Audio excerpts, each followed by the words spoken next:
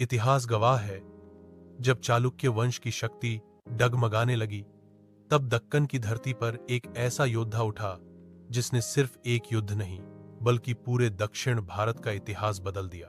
8वीं शताब्दी का समय था। बादामी के चालुक्य शासक आपसी संघर्षों में उलझ चुके थे।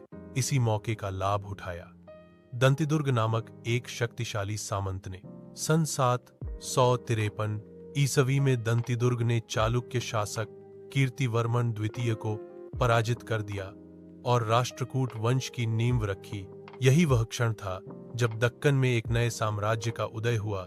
इस वंश की राजधानी मान्यखेड़ यानी मालखेड़ थी। कर्नाटक, महाराष्ट्र, आंध्र प्रदेश और मध्य भारत तक यह साम्राज्य फैला था।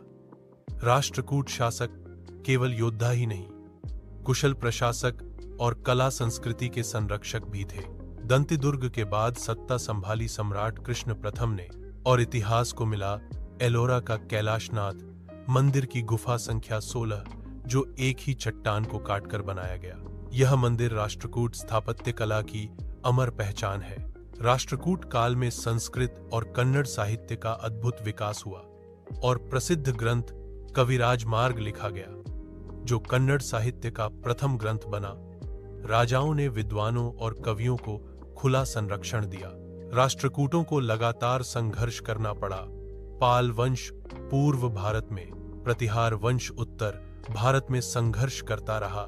इसका मुख्य कारण था कन्नौज पर अधिकार। इस संघर्ष ने राष्ट्रकूटों को अखिल भारतीय शक्ति बना दिया। लगातार युद्धों और आंतरिक कमजोरियों के कारण 10वीं शताब्दी तक राष्ट्रकूट शक्ति कमजोर होने लगी। अंततः 973 ईस्वी में तैलप द्वितीय ने राष्ट्रकूट शासक कर्क द्वितीय को हराकर पश्चिमी चालुक्य वंश की स्थापना की। लगभग 200 वर्षों तक शासन करने के बाद राष्ट्रकूट वंश समाप्त हो गया।